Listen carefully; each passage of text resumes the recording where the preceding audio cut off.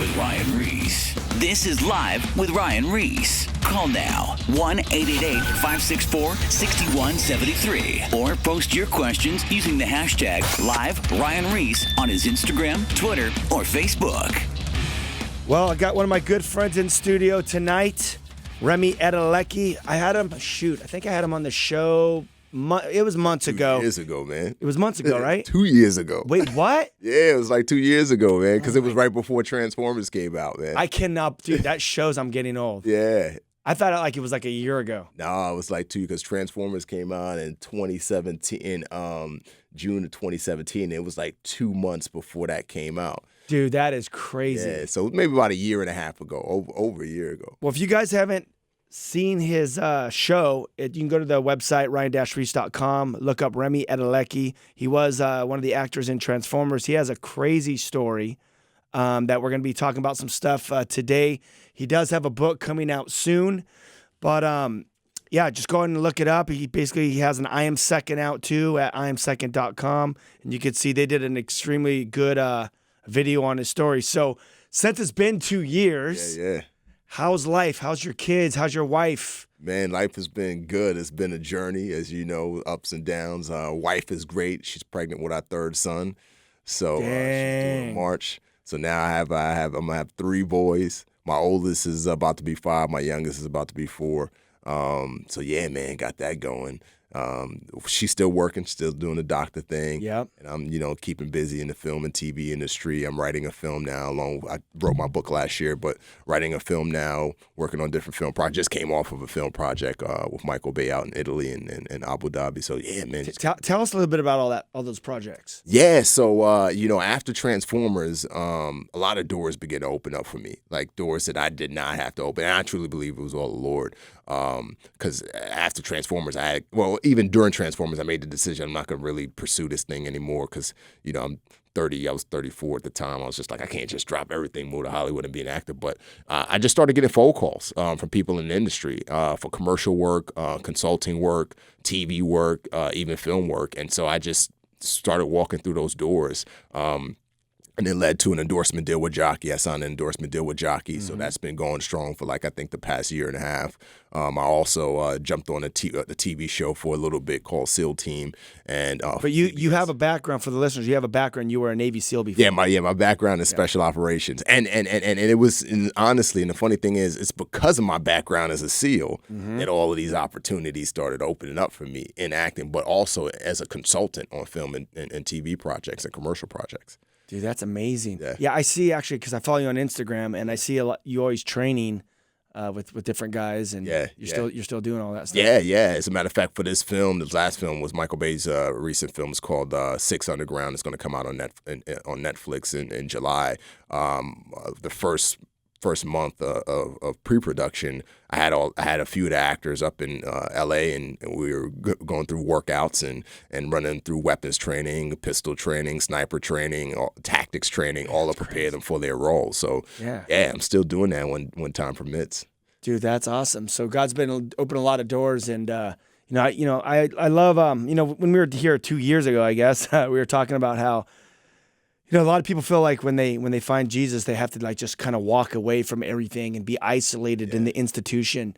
But yet God's called us to be in the world, not of the world. Absolutely. And here you are, just out there letting your light shine, and God opens these doors, and you're there and you're able to have conversations. It's not like you're going knocking people over the head. I know your personality. You're not knocking people over the head with the gospel, but when those opportunities happen, you're able to share with them, and God, He has you there, and it's almost like I tell people, like when I go out to concerts, I'm bringing the gospel backstage. Yeah. And that's basically what you're doing here in the industry, is you're bringing the gospel backstage in a sense. Absolutely. I truly believe that the money's good. Yeah, all of these other things, perks come with it. But being Christian, I know that God has me there to be a light. Yeah. And that is it. Well, there's nothing wrong with making money. Yeah. I mean, God didn't call us, He gave us a mind to, your wife's a doctor. Absolutely. There's attorneys, there's Christian attorneys, there's all these. It's what you do with the finances. There's no problem with that. No, absolutely. So tell us a little bit about. So you're writing a book.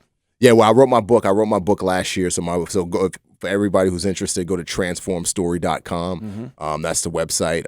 And the title of the book is Transformed. The subtitles are pretty long. It's a Navy SEAL's unlikely journey from the throne of Africa to the streets of the Bronx and defying all odds. I want to say in July, right after Transformers, again, I was approached for different opportunities, and one of the opportunities I was approached with was with a book deal. I've been friends with Kathy Lee Gifford for about 3-4 years now, and she's been a tremendous blessing in my life. And I've been friends with her family, her son specifically, Cody Gifford, who's an awesome guy.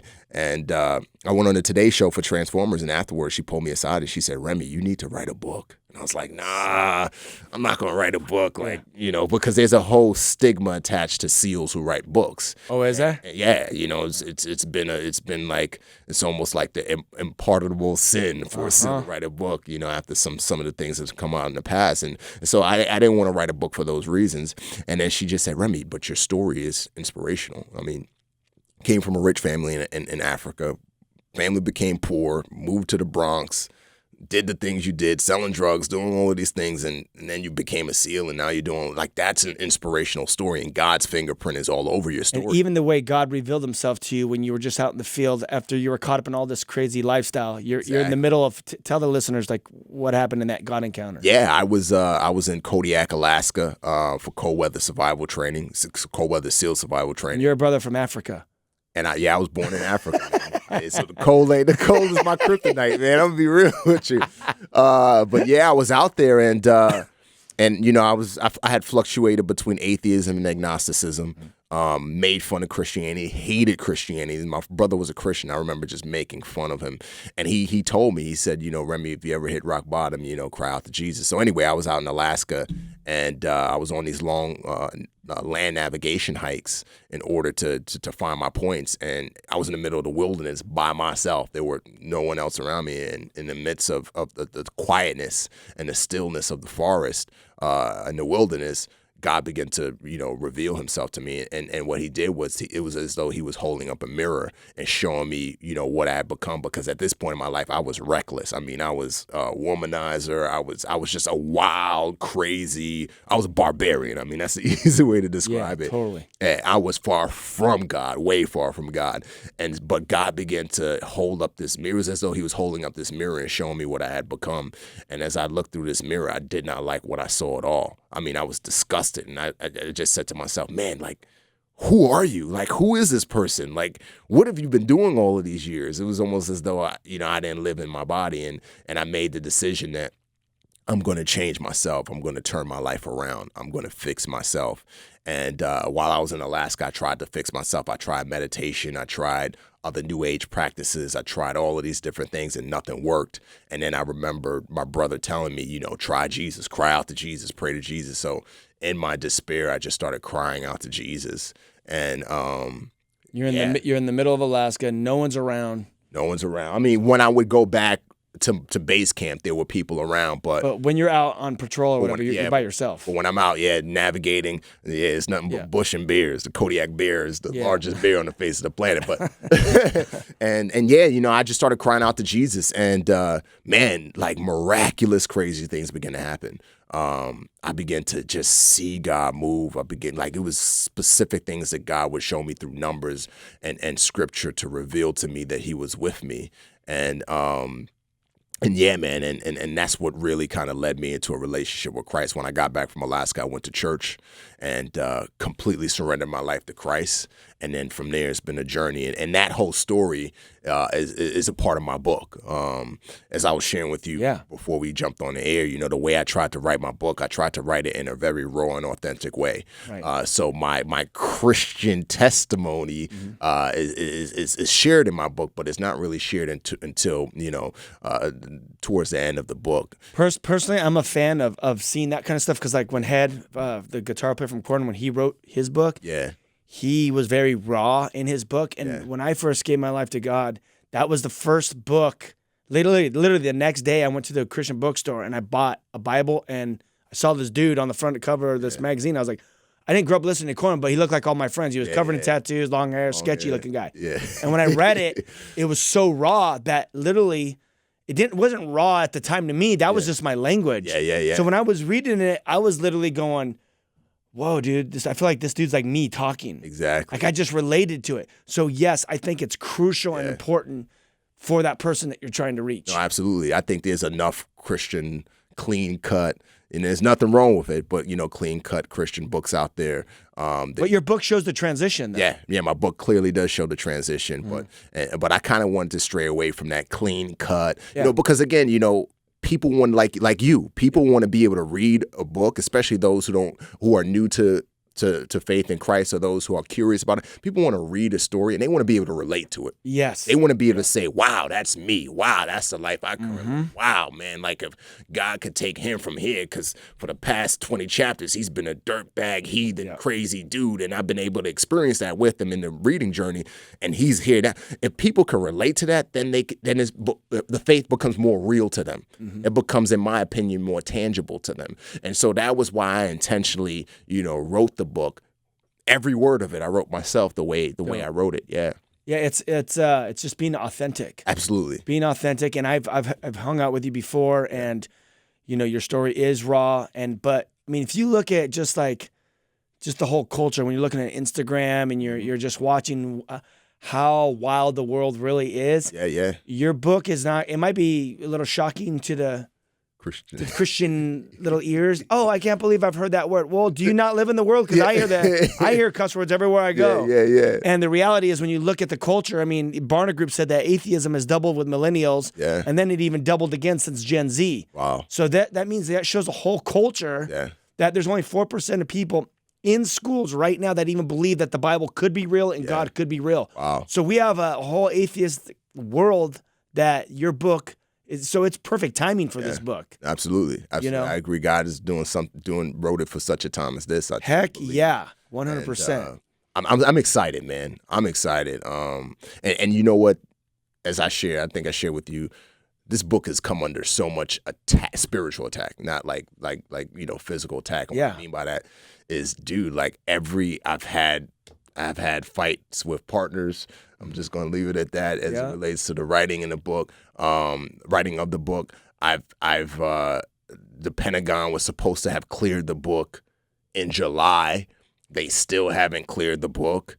I've had all kinds of things happen around it where when you look at it from a spiritual standpoint, it's because the enemy does not want this book to come out. Have you ever, when you were writing this stuff, was there any words that were ever messed up and said the wrong thing? Did that ever happen in print?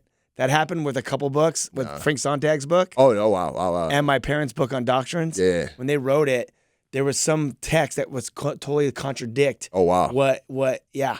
Now, I hope that doesn't happen. The publisher can't even print my book yet because the Pentagon hasn't cleared it. But if that does happen, I'm just saying, this is all part of the spiritual warfare. Frank Sontag goes, hey, Satan's in technology, so be careful on the emails. He is. So there's been a lot of attack because it is going to have high impact, and that's when you know it's going to be good.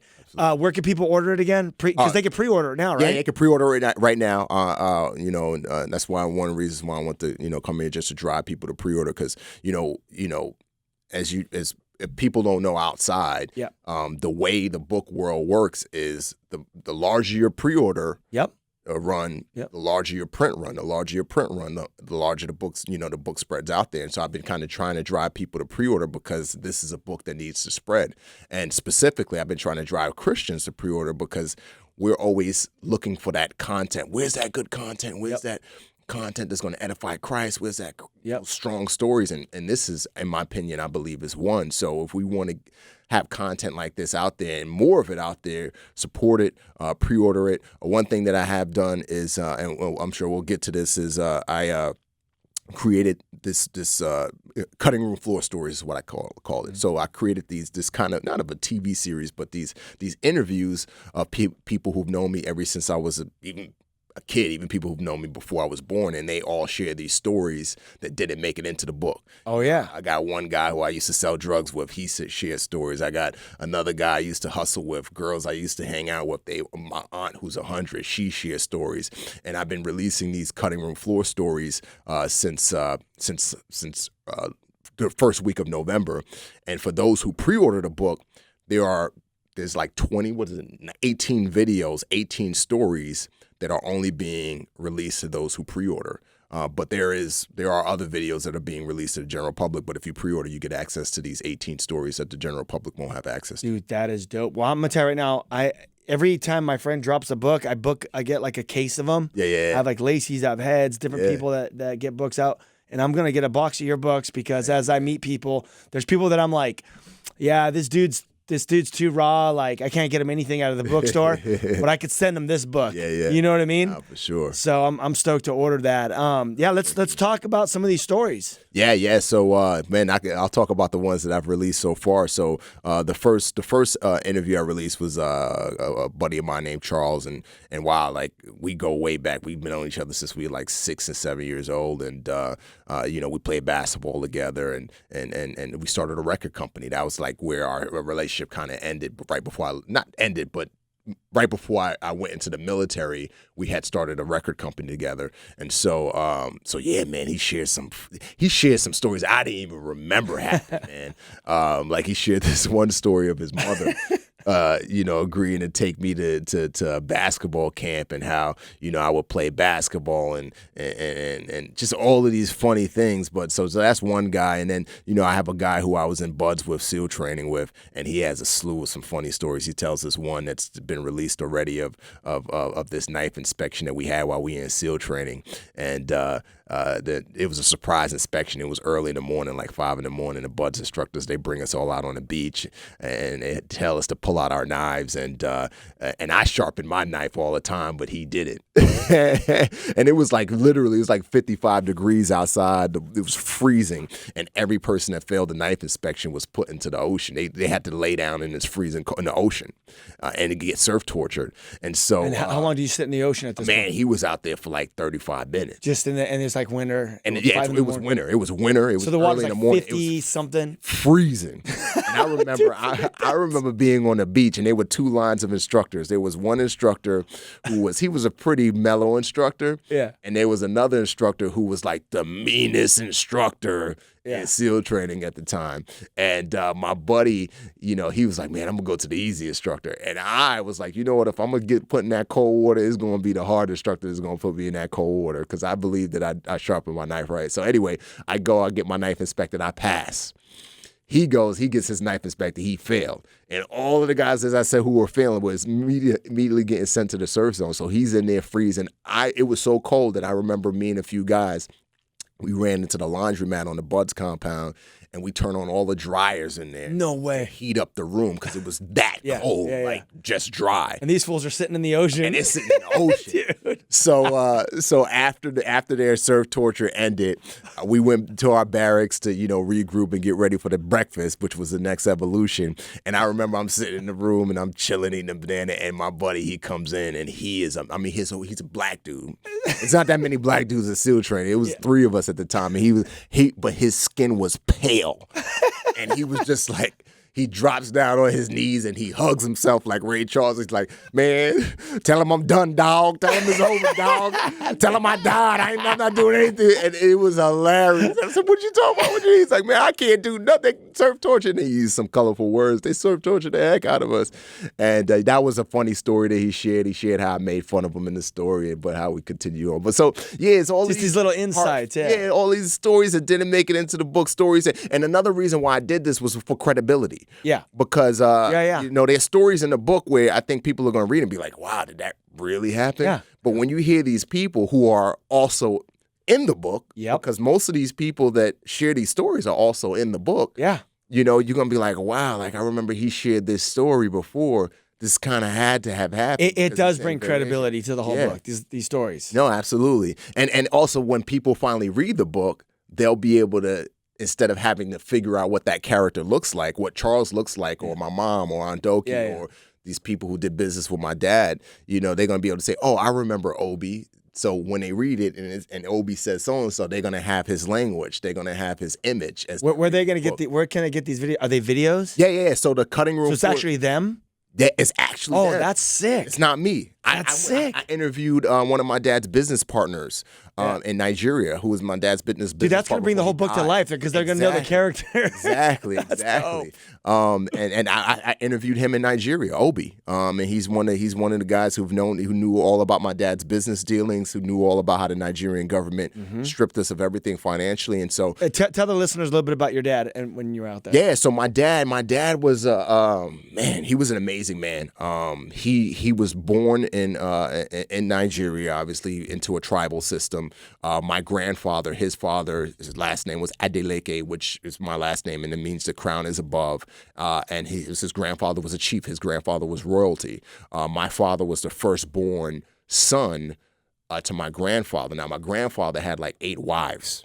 I mean, because in that time in the tribal system and with the type of wealth and stature that my grandfather had, it was normal to have multiple wives. King Solomon vibe. King Solomon vibe, exactly. So my dad and my grandfather had all of these daughters, and then finally, with my grandmother, my grandfather had my dad. My grandfather died. I think my dad was about 8 when my grandfather died, and so my grandmother moved down to the south of Nigeria, and at that time, Christian missionaries had moved into Nigeria. And so, but they weren't just teaching the Bible, they were teaching, art, science, math, geography, like all of these different, it was like school essentially. Yeah. So my dad, he was able to memorize things really, really quick, and the teachers were just astounded. They was like, wow, this guy's a savant. So my dad ended up, long story short, it's all in the book, my dad ends up getting a full ride scholarship to study engineering in London. So he gets his master's in engineering, he gets his master's in architecture, and he gets involved in all of these businesses in London and in the U.S., and then he decides, I need to go back to Nigeria in order to develop my country. how old is he at this point? He had to be about 30, early 30, late 20s, early 30s. Yeah. And, he ends up building this massive enterprise in Nigeria, and he amasses just so much wealth. Yeah. And he ends up developing one of the first man-made islands in the world, which still exists to this day. It's called the Banana Island, but at the time it was known as the Lagoon Development Project. Where's that at? It's in Lagos, Nigeria. Okay. Dude, So yes, crazy. so that's where a lot of the fight, and we talk about the fight, and we talk a lot about the corruption within Nigeria in the book, but that's where a lot of the fight kind of started and ended. And right when the Nigerian government stripped him of his wealth and his land and everything, he died mysteriously. And we went from literally rich, traveling the world, nannies, cars, drivers. I mean, you name it, we had it. We didn't live in a house; we lived on a compound. Yeah. We had dignitaries who visited our house. We threw party. We lived a lavish life. We went from all of that to poor. To nothing. And that's like extremely poor there in Africa too. Yeah. And my mom was American, so my mom, she met my dad in the United States. And then when they got married, she moved to Nigeria with my dad. So my mom, she was just like, there's no way I'm going to raise my kids here. Yeah. So that's why she came back, and I grew up in the Bronx. Dang. So all of that is in the book, and Obi, who, as I said, was one of my dad's business partners. He shares a whole lot of stories. Some I've already kind of released, and I didn't answer your question, but if you want to find these videos, if you go to YouTube and Transform Book YouTube channel, all the videos that I've released will be there.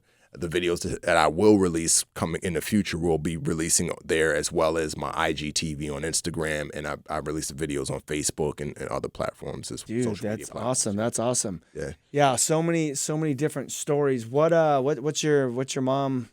What's your mom up to these days? Yeah, she's still alive. As a matter of fact, she's coming out in 2 weeks, man, to California. She's still in the Bronx. On the East Coast. Yeah, she's still in New York and the Bronx. I'm trying to get her to move out, move to San Diego because she has 3 grand boys out here. Oh yeah, you got to get her out. So she's like too East Coast. She's like, no, I'm not doing the West Coast. Yeah, man. She's just like, man, I'm a New Yorker. I can't do California. I'm like, dude, this is the weather. You're like, you can't do this weather? I don't understand. She's too much of a city person. So. I know. No, dude, I know it's true. I mean, this is definitely not the city. Yeah, I don't mind it. But you got the weather. I don't mind. I mean, I grew up in the Bronx, man. So for me, I mean, this is paradise. Dude. It gets hot though, huh? And it gets cold and then like super hot. Humid. Humidity. Hot and humid. That's the problem, is the humidity. Yeah. We went out to New York for like a skate. We were out there to go film, and we got there in October, and I guess the cold just dropped early in New York at that time. Yeah. We showed up with like a zip up and we were like, wait, we got to get like beanies and gloves. Yeah. We were like, change the flights. We're out of here. Yeah. It just got too cold. I bet. But then I've been there in the summer too where you're just like, dude, the humidity's just too much. Oh, yeah, dude. Is this just because all the buildings? I mean, I don't do. just kind of mix of everything. Yeah, I think it's, being up north, then you got the Atlantic. I don't know the science behind it. Maybe it's just because it's New York. But New York's dope. So you've been doing a lot of speaking too. I wanna definitely talk about some of your speaking stuff because I want people to definitely get a hold of you. Yeah. You've been working a lot with Frank Sontag. Yeah. Doing the Kingdom Men Gathering. Men Gathering. I went to the one out it was somewhere up in LA by the beach, and I think Victor Marx was like one of the main speakers. Daryl Strawberry. You weren't there on this one. Victor Marx and I think there was like a quarterback or something for the Raiders. I don't know. There's a huge lineup, but they had a bunch of dudes. 500 guys got saved. Oh wow. It was a big deal. But were you a part of one in San Diego? Yeah. So I did the first one this year, actually right before I flew to Nigeria. That was at a church in LA. I can't remember. It was a big church. Oh, it was in LA too? Yeah. Oh, I thought it was down in San Diego. No, the first one that I did this year was in LA. Oh, okay. And then the second one I think I can't remember where the second one was because I was out of town during the second one. Yeah. And then the third one I just did a few weeks ago actually. Was Dude, that's San dope. Diego, and that was with Pastor Miles and Pastor Sergio. That's right. Daryl Strawberry. That's the one I'm talking about. Yeah. That was cool, man. How's are you like? What are you speaking around town in different places? Yeah. So I've been blessed with the opportunity to share different churches and share the gospel, share my testimony, do men's conferences, youth conferences. So I travel all over the country when time permits. I'm actually going to be out in Denver in February at some prisons because I do prisons as well. Yeah, I got into prison ministry earlier this year, and dude, it changed my heart. I was just like, wow, just the hunger of the inmates and just they're hungry for the gospel, man. And so yeah, dude, wherever I get invited, that's my second. So how'd that door open for the prisons? I spoke at a Red Rocks church. Red Rocks Church is a big church out in Colorado, and I spoke out there. I want to say, wow, it was earlier this year, and they had what's the name? Celebrate Recovery. They have a Celebrate Recovery. Celebrate Recovery. Yep. So they were having their yearly Celebrate Recovery event, and I came and I spoke, and right before I spoke, the pastor said, "Hey, Remy, can you? This is going to be live streamed to the prison inmates. So can you say something special for them in the message?" So they got the live stream hooked up for them. Yeah. So I was like, That's sick. absolutely. So I, in my message, I kind of rewrote it in a way where I was not just speaking to the audience in front of me, but I was speaking to the inmates as well. And afterwards, the pastor said, "If you ever want to come back and do prison ministry, let me know. Like, I'll have you do it. It's not for everyone, I know, but just let me know." And I was just like, yeah, dude, like, I'm down to do prison ministry, dude. And so he had me out. He had me back like a month later, and he had me in two of the prisons out there, men's prison, women's maximum security prison. They're separate. Yeah, separate places. And wow, man, wow. Well, hold that thought, dude, because we're gonna be going to break here in like a minute or less. And I want to hear actually more about that because I want to hear what's happening inside the prison because you got obviously convicts, you got the murderers, you got the whites, the blacks, the Mexicans, you got the whole. I want to hear how all that works with the gospel message. So we got Remy Adeleke in studio. Check out plug your website again. Transformstory.com. You can pre-order his book. Check it out. There's videos. A lot of you guys that know about the movement. We continue to tour the public school system.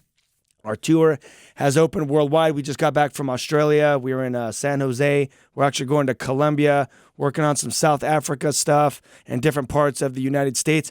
Contact us at the info@thewhosoevers.com.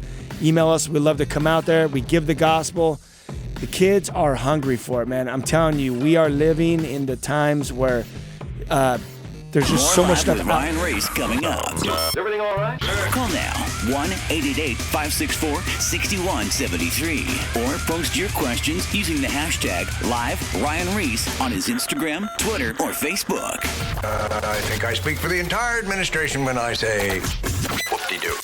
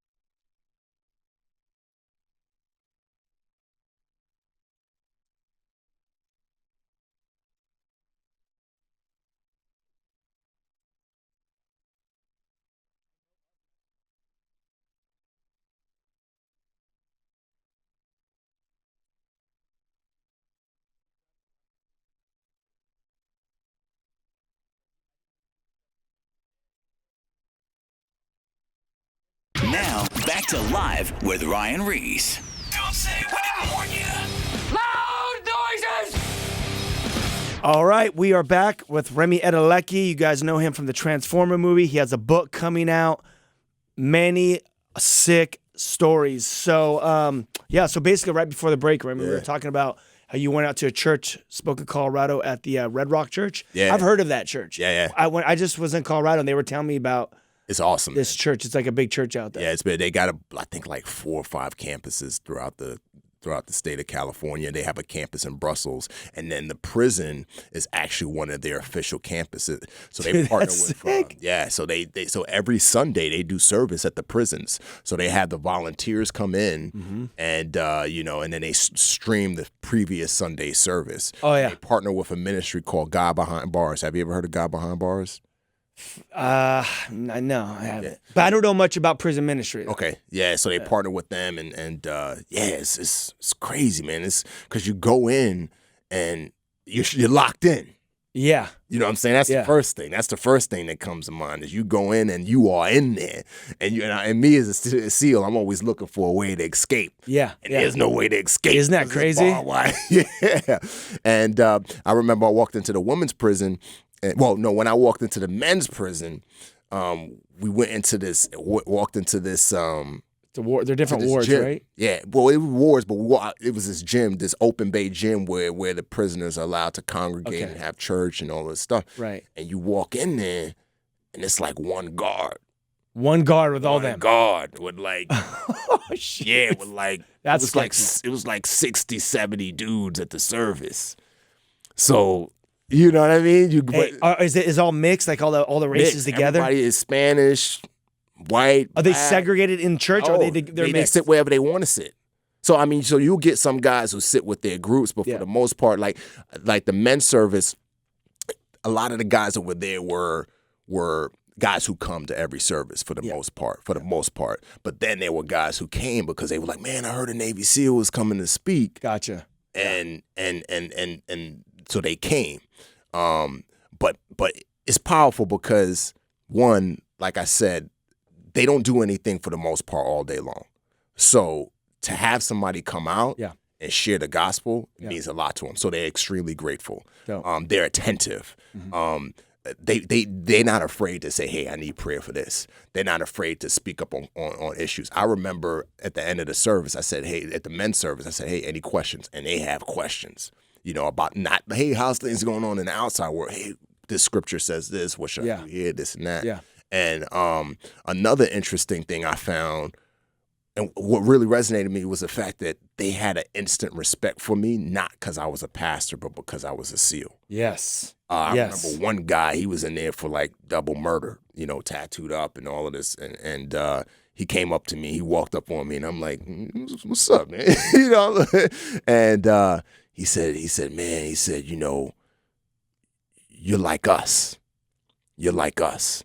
And I was like, what are you talking about? He's like, man, you a hard dude like us. And that's why, I don't have a problem listening to what you have to say about Jesus. And that kind of triggered something in my mind. And I was like, I need to do relatable more. Yeah, relatable. It's just that relatable aspect.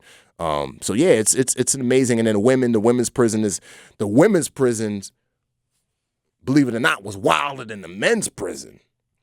Because the men's prison I went to was a high level prison, but the women's prison I went to was a level 5 maximum security prison. Murder, a lot of murders in there, a lot of a lot of bad crimes. But you go in there and you sit with mothers. I'm talking about a lot of mothers in there, and they're open and they're soft and it was like I forgot about that you're in prison, that they were in prison. Yeah. For things that they had done, but also very gracious, very open, and all of them were just like, please tell the outside world, we want more people to come. We want more people to come from the outside to share the gospel with us. We want more people to come from the outside and teach us. We need this. And God Behind Bars and a lot of these prison ministries, they'll bring in speakers. They just don't have the funding. And I told the prisons, as a matter of fact, I'm going back out to the prison February 9th and 10th. I told them, I said, I don't need a dime. Yeah. You just get me there and I will show up once a month to these prisons. Dude, that's sick. It's just that it's that powerful of an experience. It really is. It puts things in perspective. And you know, I know more my past, the things I did in the past. You know, I sold drugs, I ran scams. I did a lot of stuff where I should be in prison still. You know, I got a boy I used to run with. He's sitting in prison right now, you know, for strong arm robbery. And so, you know, after walking out of that place, I was just like grateful, like, God, you spared me. Thank you for showing me grace, you know, and allowing me to be where I'm at today. You know, so I feel like it's my duty to go back. Dang. Well, if you ever want to go to San Jose Juvenile Hall Detention Center, my friend has a door to get in there. Yeah. I was able to go in, and they have the same thing. They have 2 units that are max security or like murders. Like one kid was 13 years old with 30 felonies. Wow. 30 felonies, 13. Wow. And you like you said, you just forget that you're in. I was with kids. I've never been into a grown man prison. You know, over 18. These are all just young kids. Yeah. I'm looking at them. I'm like, these are just little kids. Yeah. You know, and then they're like, yeah, man, I have 30 felonies. You know, armed robbery. You know, assault. You know, the whole thing. I'm just like, crazy, but they're open. Yeah. But that prison, I was always nervous to go into like a real, big prison because that same situation. You know, one person, there's like 60, and one guard. It's like, dude, if anything pops up, you're done. I'm not no Navy SEAL. Yeah. It don't matter. You ain't gotta be. You could be Megatron, He-Man wrapped in one. If you in if a riot breaks out of you, you on your own. You on your own. Man. It's seriously, huh? Yeah, the women's prison. It was like 300 women showed up to the service. Yeah. And really? Like, there were two guards. Yeah, there were more women showed up to the service than the men. Dude, that's crazy. Yeah, dude, that's so awesome. You do that, man. Yeah. You got to keep doing that. That's such man. And you know, honest, I'm not trying to sound Christianese, but you know, you do get blessed by when you go in those situations, you walk out and you're like, you know what? Dude, I got more blessed going there, leaving than you think that you're going to go bless people or whatever. Yeah. Dude, you walk away just going, man, that was just so sick. Yeah, no, absolutely. No, 100%. Dude, okay, so that's a rad story. Yeah. So, was there any like particular one story from being in prison with a guy or a girl that was just like blew your mind? Well, you know, there were a lot, but the one that sticks out to me right now is I preached on the manhood of Jesus at the men's prison, and you know, I just preached on how, you know, Jesus is a man's man. He's not this punk. He's not this person that floats on a cloud and has his hands manicured, and he's like he was a hard, rough, strong man. Yeah. He's a Lion of Judah. Yep. You know what I mean? And that's who he is now. And I think, you know, media, TV, and even Christians at times, they've painted Jesus in this weak, timid light. And so I preached on that at the men's prison on the manhood of Jesus. And afterwards, a group of men came up to me. And they said, Remy, thank you so much for preaching on that, because that has changed my perspective. And one of the guys said, you know, in this prison, all of the men, when we go out to the yard, all of the Christians are viewed as weak. We're all viewed as weak because we follow Jesus, and all the other prisoners who are not Christians, they view Jesus as weak. So because they view Jesus as weak, they view us as weak. But now that you've come in and flipped the paradigm and shown that Jesus is not weak, and he's strong and he's bold, he's humble and gracious, but he's still strong and bold. Now I could walk out in the yard with confidence, knowing that the Jesus I follow is not weak. He's strong. And it takes more strength at times to be a follower of Jesus than it does to be a gangster or a murderer or to pull a gun or to punch somebody in the face because they disrespect you, you know? And so that was a moment that really stuck out to me, because it was a group of men, you know what I mean? You could tell that they needed to hear that, because their everyday life in that prison was, I'm weak because of who I follow, because of how my leader is viewed. Does it get more hardcore or more punk rock or more manly or more warrior-esque, more Viking, more William Wallace than to come out of eternity to die on the cross for mankind, to get that brutal death, spit, whipped, 39 whips? You know the story. Oh, yeah. Does it get more hardcore than that? Yeah. And then as men following Jesus, does it get more hardcore to deny self and do what's right? Amen. Than to just go along and cheat on your wife or go out and snort coke? Dude, that stuff's easy. Yeah. You know how easy that stuff is to do? I can go get buy a bottle right now and go to a strip club and do a bunch of cocaine and go hook up with some girls. And that's so easy to pile out and stand for nothing. Exactly. That's easy to do. Exactly. The hard thing is to do what's right. Yes. Right? And actually stand for something. Absolutely. And raise a dope family that are going to be the next tastemakers and stand for something, do big things. That's hard. Exactly. That's hard to be a parent. No, that's absolutely. hard to do all that stuff. Yeah. That's what this whole misconception It's deception, man. of it is of what Jesus is. You know, you see these things, you know, these pictures of Jesus in on the wall in Sunday school, and has Jesus like holding this lamb and he's in the field and he's like, "Hey, I'm Jesus. Follow me." Yeah. Dude, I don't even read that in the Bible. No. Never. Yeah, he's the good shepherd. Yeah. He's going to look out for us and he wants the best for us. That's why he gave us the 10 commandments. Amen. Don't lie, don't cheat, don't do these things, cuz these commandments are set up to protect us Absolutely. from a bunch of crap that will enter our life and destroy us. Yeah. But dude, Jesus was punk rock. Jesus went in and kicked over everything in the temple, made a whip, and chased all the men and women out. I went there to Israel. I seen it. Yeah. He had this like motley crew of dudes, these disciples. I mean, he didn't stay in some like baller hotel. He was out there in the streets. You know, they were walking around. They didn't have tons of money. I mean, dude, he was a carpenter. He was a construction man. Pretty. Yeah. A stonemason. As a matter of fact, it's funny. I'm gonna touch on what I touched on. Go ahead. I broke down that temple story for the men. Do it. And I said, listen, guys, check this out. When you read the temple story, here's something that you have to pay attention to. Yes. First off, Jesus walks into the temple and he sees the money changers exchanging money illegally and all of these other things. And ripping off the poor. Ripping off the poor. Yeah. And also, in Jewish culture at the time, you were supposed to raise your lamb and bring your lamb to the temple, this lamb that you invested in over time, and bring that to the temple. Instead, people were buying broke, jacked up lambs there, and they were bypassing. So when it says he was consumed with passion, we got to understand he was upset because they were disrespecting his pops. They were disrespecting daddy. So when you look at the scripture, and it says clearly, Jesus makes a whip and he chases all the men and animals out of the temple. We got to pay close attention. The disciples didn't help him.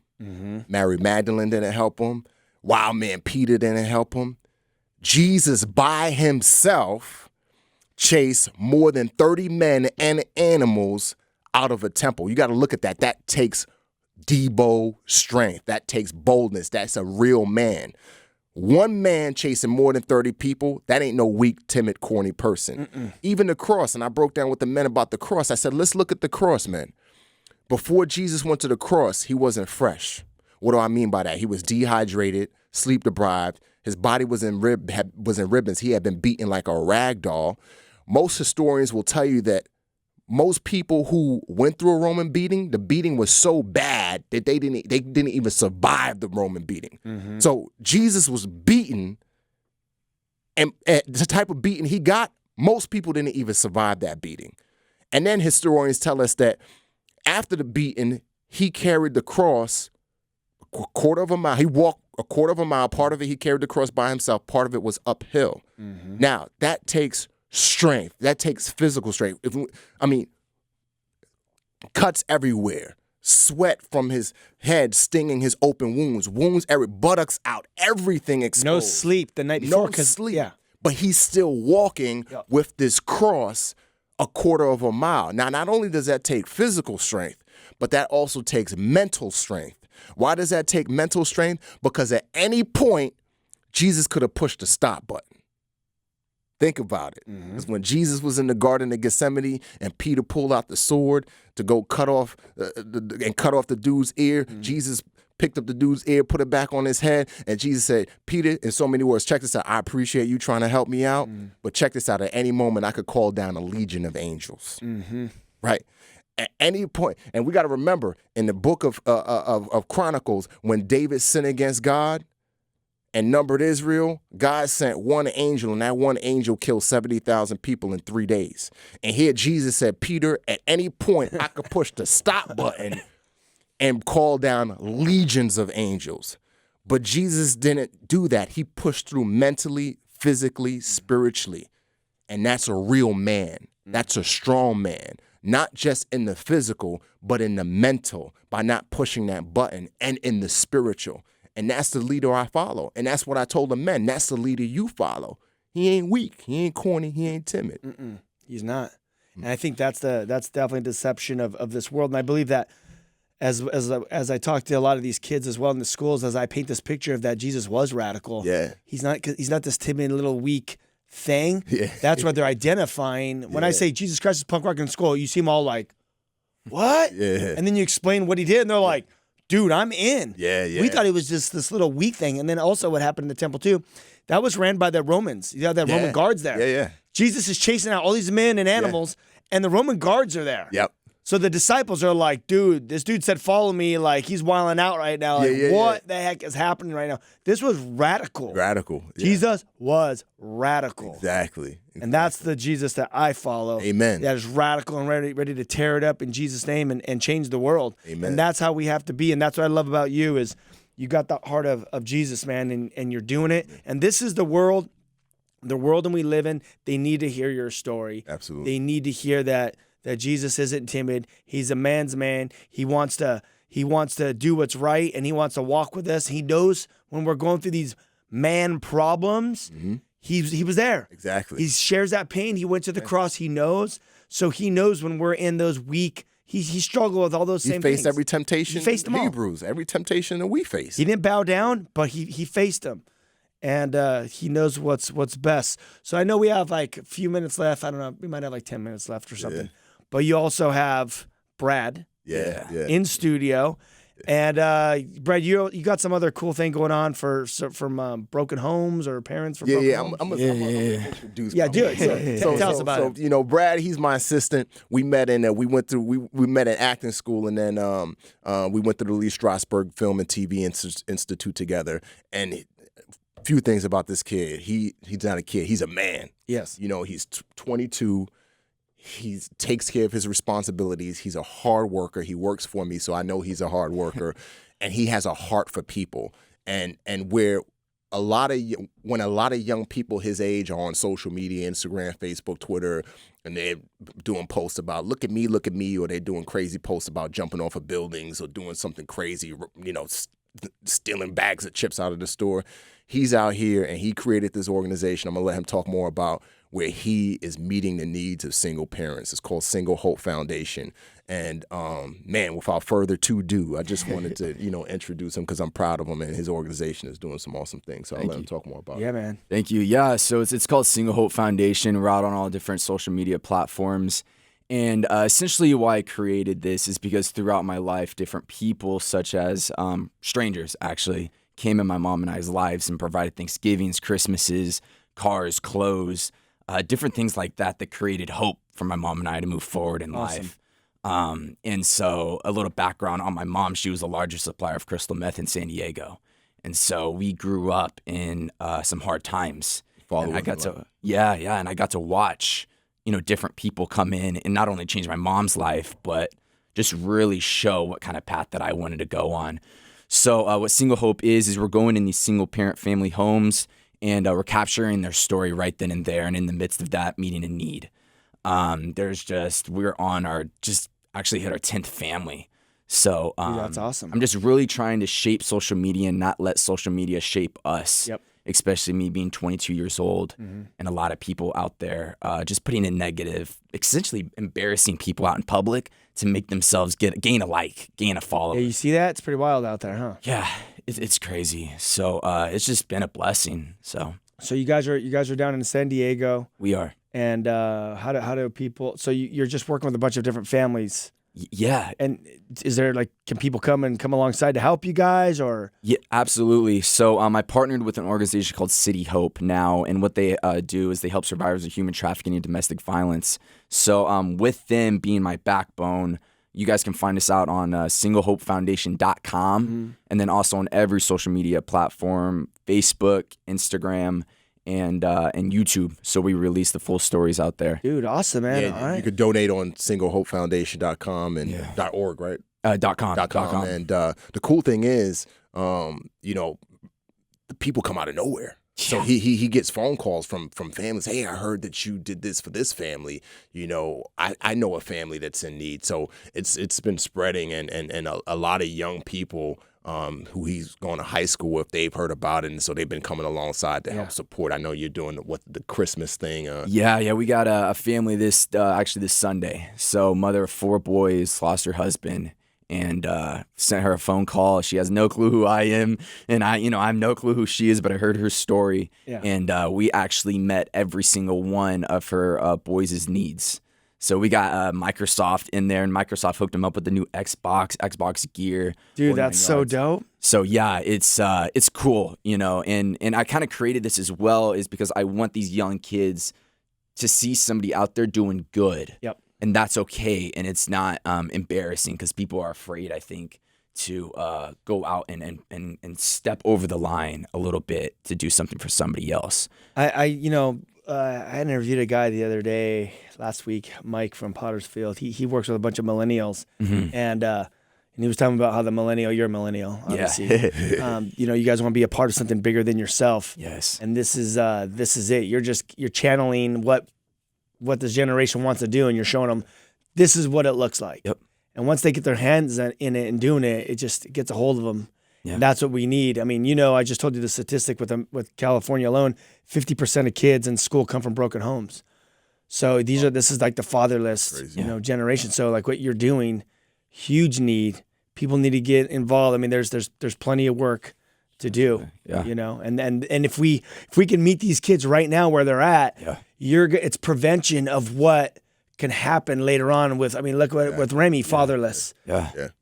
Dude, wild out, a story, selling drugs and womanizing all this stuff. Mm-hmm. And this is where you guys come in, share the gospel, Yeah. and meet them where they're at. And then that could prevent from Change your trajectory. it just changed the whole direction. Absolutely. That's dope, man. Yeah, no, I appreciate it. I kind of figured out is, I think when we have free time, it's easy to do the wrong thing. It's easy to get in trouble, especially at my age. Yeah. So if you figure out something that you're passionate about, that you love, and it's a way of serving others, you've touched into something special. Yeah. Not only for yourself, it's going to make your heart stronger. It's going to make you a better person. Set the example.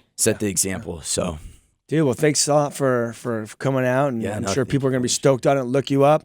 Remy, we have a couple of minutes left, but you did come out to our church, Calvary Chapel Diamond Bar. Yeah, man. When you gonna have me back, man? Dude, I've been touring. I don't even go there. This is bad for the radio, but I live in Orange County, and I barely go up there. But I would need to get you back there. I want to hit up Sean. But you came out, you killed it. We had a huge turnout when you came, and people were stoked. It was a blessing. I just can't believe it's been 2 years. It's been 2 years. Well, a year and like 8 months.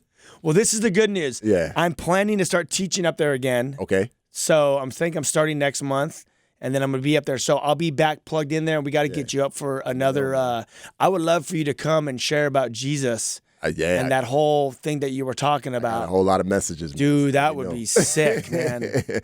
So, people could find you on Instagram, Remy Adeleke. Yeah, so Remy Adeleke on Instagram, Facebook, Twitter, LinkedIn. And your book. My book, transformstory.com. Again, go to transformstory.com with tons of information on there. You can pre-order now and get access to exclusive videos if you pre-order. If you want to get a little taste of his story, you can go to iamsecond.com and check that out too. They did an excellent film on his story. And again, this book, I'm going to tell you right now, I know his story. This book is going to be for that person that you're like, man, this dude, I keep inviting him to church, or this girl, they won't go. Absolutely. They're just not really feeling the whole Christian thing.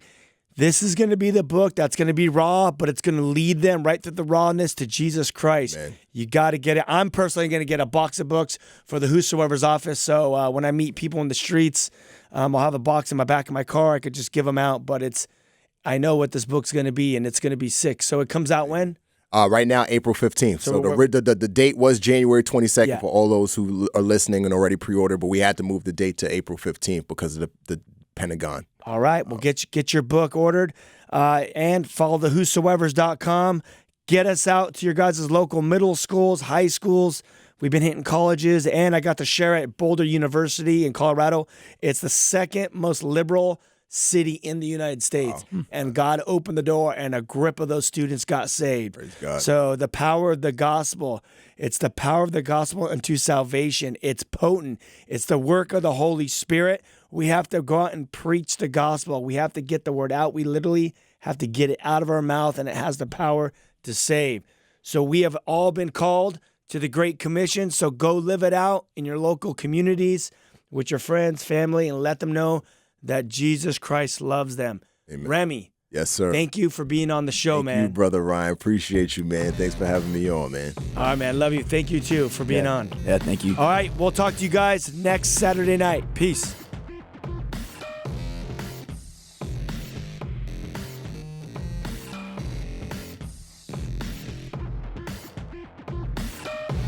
This has been Live with Ryan Ries. To connect or find out more about Ryan, click on ryan-reese.com. Check us out next Saturday at 9 p.m. for Live with Ryan Ries.